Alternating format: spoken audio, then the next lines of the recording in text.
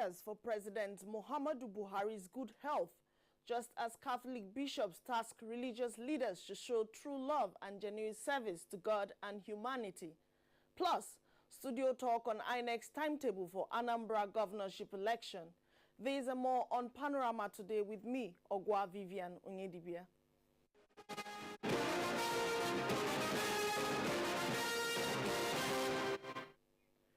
Troops of Operation Lafia Dole yesterday had smashed Boko Haram terrorists at Chikungudu, northern part of Borno State. A statement from Brigadier General Sani Kukasheka Usman, Director Army Public Relations, said during the encounter, the gallant troops neutralized quite a number of the terrorists, while others escaped with gunshot wounds. The troops also captured gun trucks, arms and ammunition, as well as 14 terrorists. Others include 2 Toyota gun trucks stolen from Niger Republic Defense Forces, 2 Toyota Hilux gun trucks, one of which was taken by the Boko Haram terrorists from 153 Task Force Battalion location some time back, a 25 HP Yamaha, as well as other arms and ammunitions. The troops also recovered and destroyed over 70 motorcycles used by the terrorists to launch attacks, 3 shops stocked with medical supplies, 3 other shops with provisions, and 3 wooden boats. The statement said 4 soldiers were wounded and have been taken to a medical facility where they are receiving treatment. And still on security, the Chief of the Air Staff, Air Marshal Abubakar Sadiq, has expressed commitment towards improving the welfare of officers and men of the Nigerian Air Force across the country. He stated this during the inauguration of some projects at the Nigerian Air Force Base, Kanu. Mohammed Rabiu Ali reports. It was yet another good day for officers and men of the Nigerian Air Force, Kanu, as the Chief of the Air Force, Air Marshal Sadiq Abubakar, called for the 5th time to inaugurate some projects at the NAF base. These include 2 blocks of 6x3 for married officers' quarters and block of 18x2 bedroom for senior non-commissioned officers. Air Marshal Abubakar says the welfare of officers and men is one of his top priority so as to meet up with contemporary challenges.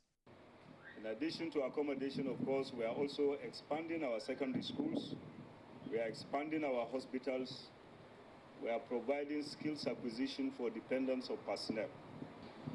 I want to also, at this point, observe that this would not have been possible without the support of the President and Commander-in-Chief of the Armed Forces of Nigeria, President Muhammadu Buhari. The Chief of Air Staff therefore urged the beneficiaries to judiciously make use of the residential accommodation.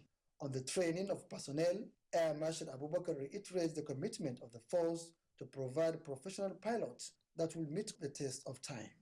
We are doing a lot in terms of training, we are doing a lot in terms of maintenance of airplanes, and we feel it is necessary for us to also do so much in making sure that we provide for the welfare of the men that will maintain this aircraft and fly this aircraft.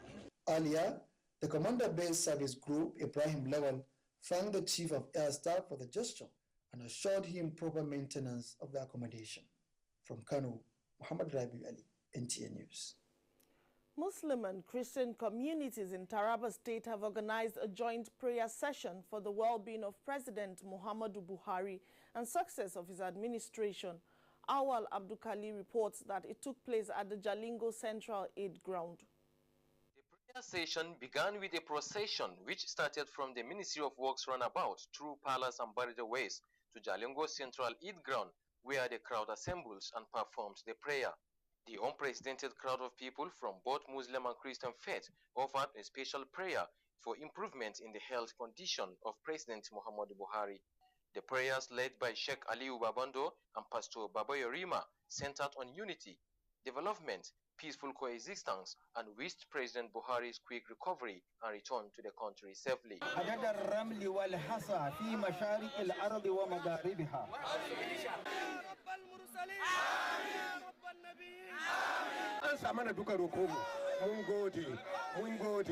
Speakers at the program described President Buhari's late administration as a blessing to Nigeria, considering the achievements recorded so far, the position in the country, hence the need to support with prayers. They said the policies and programs of Muhammadu Buhari's led administration is capable to reposition the country to a greater height if properly supported by Nigerians. While highlighting the giant strike and landmark achievements by the leadership in the area of anti-corruption, security, revitalizing agriculture, and revamping the economy, among other achievements, the participants stressed that the administration deserves prayers and support from Nigerians to succeed. Even if in good health, it is very important for people to pray for their leaders. If you pray for your leaders, God will guide them, and if they are well guided, then people will be able to achieve a lot. Women and children from both faiths were not left out in the prayer session. In Jalingo, Awal Abdullahi, NTA News.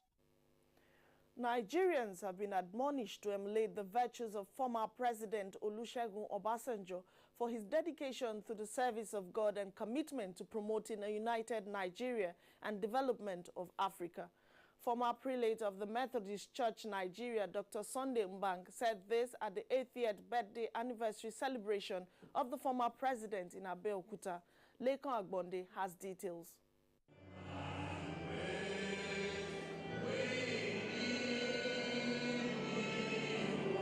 The special Thanksgiving service climaxed the week-long activities commemorating the 80th birthday of Chief Olusegun Obasanjo.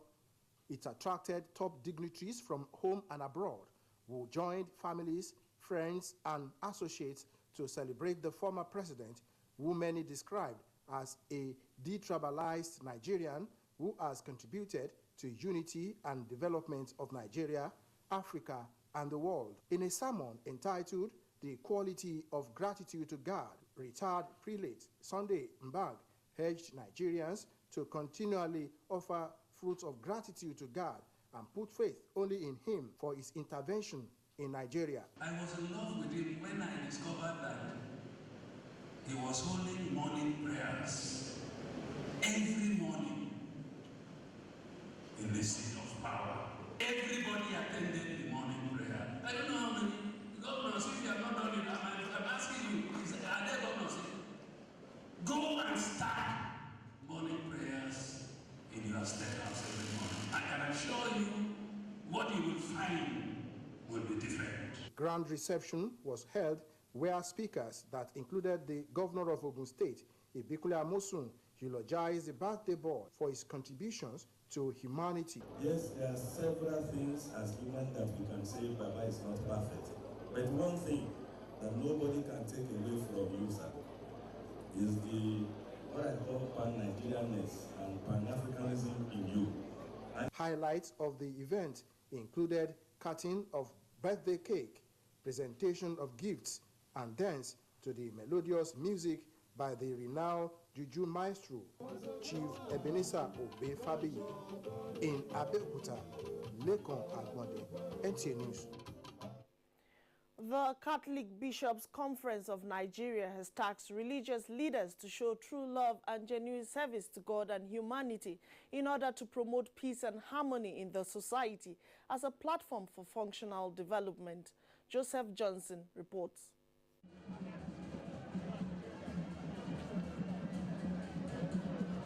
The theme of this meeting is Nigeria, Citizenship Rights and Responsibilities. This explains why deliberations here did not just center on making Christian Association of Nigeria CAN stronger and devoid of materialistic distractions, but corruption and security issues were once again on the front burner. Christian leaders must focus more on initiatives that promote ecumenical unity, speak a united voice on serious national issues, and not in disjointed prophetic utterances that are sometimes not more than mere personal, political, or commonsensical projections. The plenary was tied to the beginning of the Lent season as Catholic faithful earlier gathered in their numbers at Our Lady Queen of Nigeria Pro Cathedral for Mass celebration. It seems to me that we will need to invest more efforts into political dialogue, de-radicalization, and reconciliation strategies. Prayers were offered for the church, country, and quick recovery for President Muhammadu Buhari. Joseph Johnson, NTN News. Still talking religions, Nigerians are advised to give thanks to God so as not to experience depreciation in life.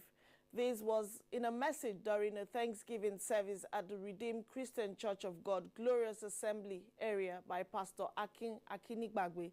Lydia Bassi was there.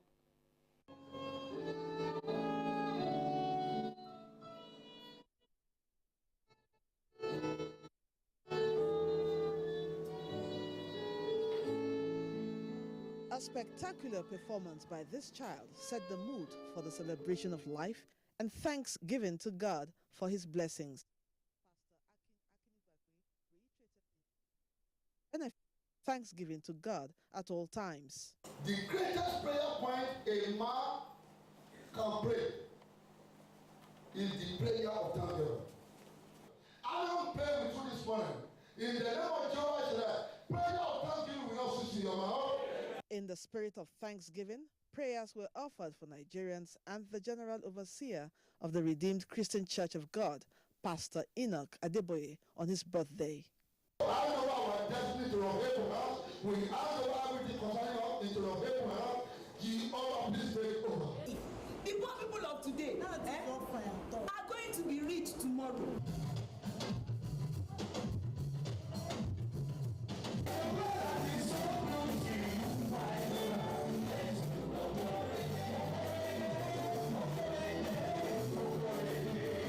In Abuja, Lydia Bassi, NTA News.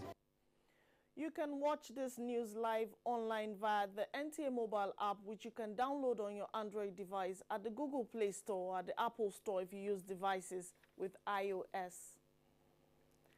Appraisal of INEC's election timetable for Anambra governorship election in November with us, with a guest when we return. To stay tuned. The struggle for independence had been a long and tough one. Our founding fathers and compatriots sacrificed their comfort and even shed their blood. We cannot at this point in history afford to spirit away their sacrifices for immediate but temporary gains of today. Let us emphasize what unites and not what divides us. Working for the unity of purpose with a stronger vision for a better tomorrow. NTA, growing with the nation. Together, no matter where you come from, no matter your religion, we are one. Let's live together. Let's stop fighting each other. Let us live as one. It doesn't matter where you come from, your tribe or religion, man, woman or child. It doesn't matter who you are. Put Nigeria first. No matter where you come from, no matter your religion, we are one. Let's live together. How can we develop when we're always in crisis? Families have become refugees in their country. No matter our differences, show some understanding. No matter where you come from, no matter your religion, we are one. Let's live together. Nigeria, the only country we can train with remarkable potentials to excel. Let us believe in ourselves and change our attitude for the sake of our country and generations unborn. Let us revive our cultural values, which are our essence as a nation. Let us renew the spirit of patriotism and hope in our dear country. Do not take or give bribe. Be punctual always. No more African time. We can't expect to be global citizens and operate on African time. Join the queue. Insist that people are attended to on a first-come basis, no matter who they are or where they come from. Nigeria, good people, great nation.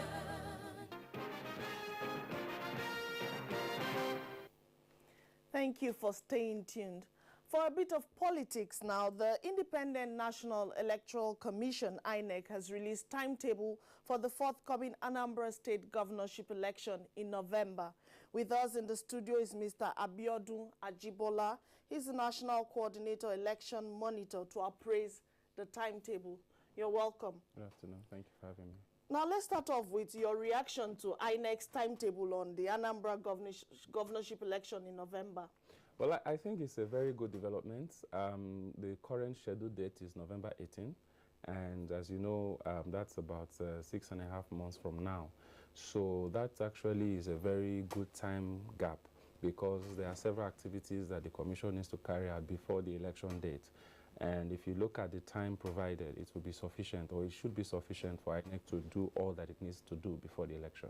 Now, can we talk about some of these activities, like, you mentioned? Oh, yeah, there are so many things. For example, there must be political parties must indicate interest. Yeah. There have to be political party primaries. INEC has to train ad hoc personnel. They have to select ad hoc personnel. They have to train them. They have to, because we're using the card reader now. This is the dispensation of card readers. So you have to program card readers, which also takes a lot of time. You have to also check that all is well with them, maintain them, and that make sure that they're good in condition for usage. Also, there has to be voter education and publicity, where you have INEC personnel and, going out to communities within that state to ensure that people are aware about the election. Then we also have continuous voter registration. Okay. Continuous voter registration is where, once you have, like in the last Anambra election, somebody that voted then and maybe also voted in 2015 general elections may have become 18 last year. And of course, last year was 2016, and that person should be able to vote. But because at 2015 he may have been 17 years, he may not have been able to vote by that time. So you need continuous voter registration, which provides a platform for such a person to be able to also register. And then he gets, being on the voters register, and he has the opportunity to vote.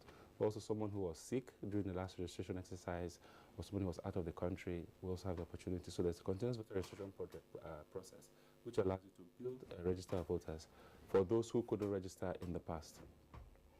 Okay, now what do you think will be at stake, given all what you've mentioned now? What do you think will be at stake? Well, for INEC, a lot is at stake because, as you know, there have been some issues as well in election conduct in terms of some of the challenges that have been faced. Some with security, like in Bayelsa we have security challenges, in Rivers we have security challenges.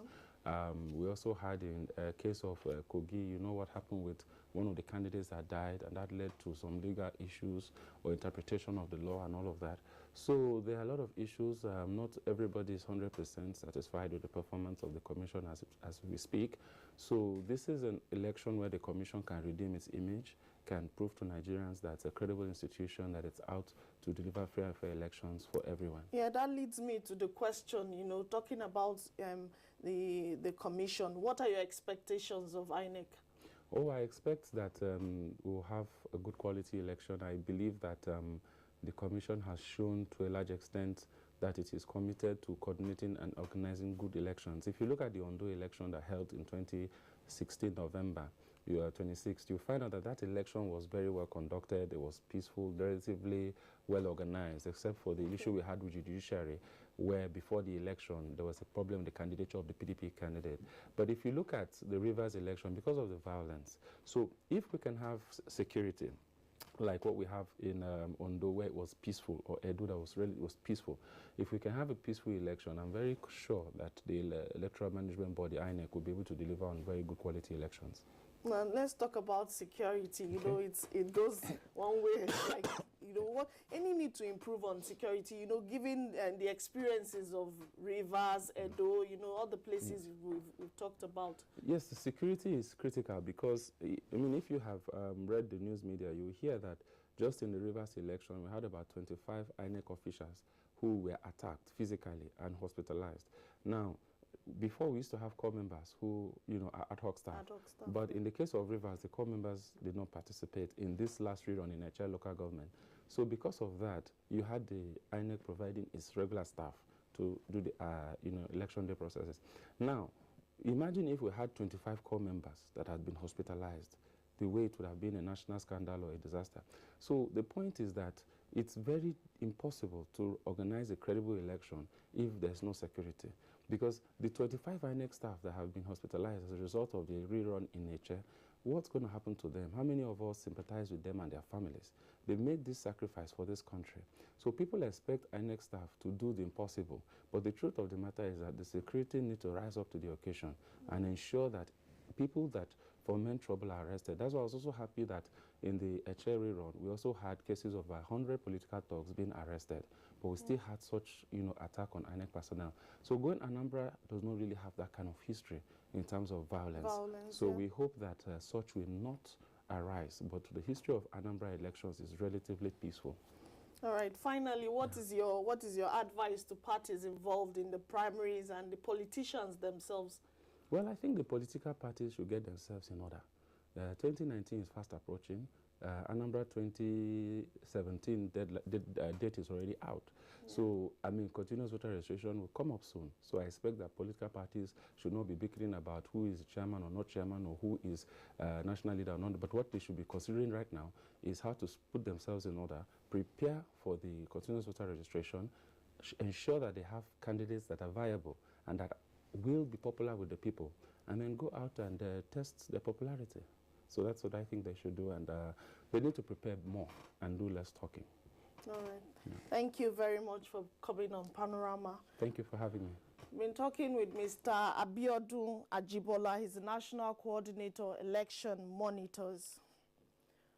Moving on now, ahead of diversion of flights from Abuja Airport to the Kaduna Airport, Minister of State Health, Dr. Osage Ehanire, has assured of safety and prompt response to medical emergencies at the airport and environs. He gave the assurance after inspecting health facilities at the airport in Kaduna. Austin Anyebe reports. Few days of the date of diversion of flights from Abuja Airport to Kaduna International Airport, heads of various ministries and agencies of government that have stake in ensuring smooth flight operations are working round the clock to put things in proper perspective. The visit by the Minister of State Health, Dr. Osage Ehanire, is to ascertain the state of health facilities at the airport and other hospitals that will serve as referral centers in the event of any emergency case. Rooms have been made available for setting up port health services, and also a medical clinic belonging to FAN is on site and it's being arranged. Accompanied by heads of medical institutions in the state, they inspected surgical and medical equipment and facilities at 461 NAF Hospital close to the airport, where the head of the institution assured of prompt response to any emergency during flight operations from Kaduna Airport. Now, with the added responsibility of serving as a referral center for the airport services, why not? We are ready to go on with any emergency. Medical emergencies and surgical emergencies are here. The staff is good, the staffing is balanced, and the equipment we require on site. There is a blood bank here. He was also at the 44 Army Reference Hospital and the National Eye Center designated in the multi-sectorial initiative towards providing adequate health care during the period of operation. At the end of inspection, the minister was at the government house where he pointed out certain things required in some of the primary health care facilities along Kaduna-Abuja Road. The Chief of Staff and the Commissioner of Health, Dr. Paul Dogo, who received the minister, assured him of total cooperation towards smooth flight operation from the Kaduna Airport. In Kaduna, Austin Anyebe, NT News. Talking sports now, Barewa of Kano are champions of Rugby Super Cup as upsets are recorded in boxing and tennis. Amanzi Marcos has our sports update.